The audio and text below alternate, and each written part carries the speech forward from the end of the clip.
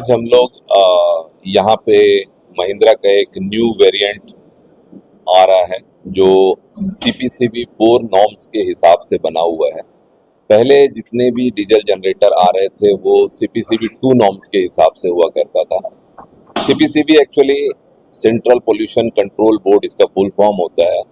इनके अपने एक मानक होते हैं, एक दायरे होते हैं जिसके तहत एक बता दिया जाता है कि इतना ही पोल्यूटेंट्स आप एटमॉस्फेयर में भेज सकते हो। तो उसके ऊपर में बहुत कड़ाई से CPCB 2 के बाद CPCB 3 को भी स्किप किया गया और फाइनली CPCB 4 लाया गया। यहाँ पे जो ये बेसिकली ये जो CPCB 4 किया गया है उसमें सबसे इम्पोर्टेंट चीज़ जो 4 इमिशंस हैं जो बहुत हार्मफुल हैं हमारे अपने शरीर के लिए या हमारे आने वाले समाज के लिए या हमारे अपने जनरेशन्स के लिए, वो है carbon monoxide, hydrocarbon, NOx level, उसी में सॉक्स भी होता है और एक आपका पर्टिकुलेट मैटर है। ये 4 चीज़ें बहुत इम्पॉर्टेंट हैं जिसको कम करना बहुत ज़रूरी है एज पर CPCB 4 के नॉर्म्स के हिसाब से। तो उसको रिड्यूस करने के लिए उसमें बहुत सारी इक्विपमेंट्स में चेंजेस लाए गए हैं। जैसे पूरा पहले मैकेनिकल इंजन हुआ करता था, अब उसको कंप्लीट हम लोगों ने इलेक्ट्रॉनिक इंजन में कन्वर्ट किया।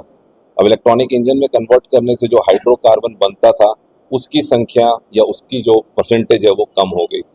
उसके बाद इसके साथ हम लोगों ने DOC लगाया, SCR लगाया और जो अपना एक AGR पहले स्टार्टिंग में ही लगता था, पहले भी लगता था, अभी भी लगाया जा रहा है, करीब करीब सभी जगह लगाया जा रहा है।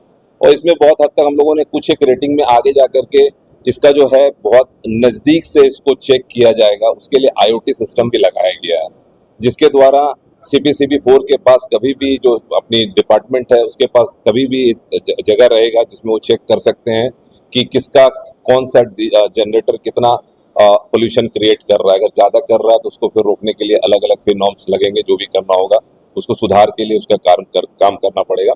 तो बेसिकली आप लोगों के माध्यम से बस ये हम लोग अवेयरनेस क्रिएट करने के लिए आज के डेट में यहाँ पे हम लोग एकत्रित हुए हैं कि बोला जाता है कि मीडिया के पास एक जो पेन में जो पावर होता है, कलम में जो ताकत होती है, उस ताकत के माध्यम से CPCB 2 जो 1 जुलाई के बाद कोई भी मैन्युफैक्चरर मैन्युफैक्चरिंग नहीं कर सकते हैं और उसको नहीं बेच सकते हैं, इस पर कंप्लीट रोकथाम लगाया जा सके और CPCB 4 को ही हर इंडस्ट्रियलिस्ट या हर सेगमेंट जो भी हमारा सेगमेंट है वहां पर इस प्रोडक्ट को प्रमोट किया जाए और इस प्रोडक्ट को बेचा जाए।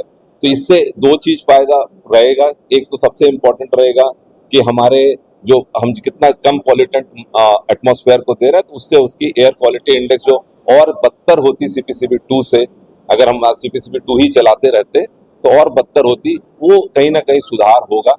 और दूसरा एक चीज रहेगा कि इससे आपका जो आपने फ्यूल जो आपने डाला है, ईंधन जो डाला है डीजल जनरेटर के अंदर में, वो कहीं ना कहीं पूरी तरीके से खपत होगी। तो ये हाइड्रोकार्बन वगैरह जो निकलता है ये सब नहीं निकलेगा। तो पोल्यूशन जो है, हम ये तो नहीं बोल सकते कि पोल्यूशन को DG नहीं करेगा, पोल्यूशन करेगा, मगर पहले के माध्यम से जो माध्यम था CPCB 2 उससे कम करेगा। तो ये एक बहुत बड़ा कदम है, सराहनीय कदम है सरकार के तरफ से या CPCB नॉर्म्स के हिसाब से। काफ़ी अच्छा इन्होंने एनवायरमेंटल डिपार्टमेंट ने जो ये डिसीजन लिया है, बहुत अच्छा डिसीजन लिया है। ये कहीं ना कहीं हम लोगों के लिए बहुत फायदेमंद की चीज़ है, तो इसको प्रमोट किया जाए।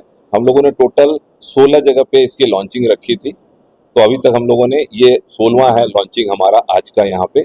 और हमारे साथ आज जो जिनके माध्यम से ये हुआ है वो है हमारे सादा डीजल प्राइवेट लिमिटेड, GOEM हमारे जो ओरिजिनल इक्विपमेंट मैन्युफैक्चरर हैं।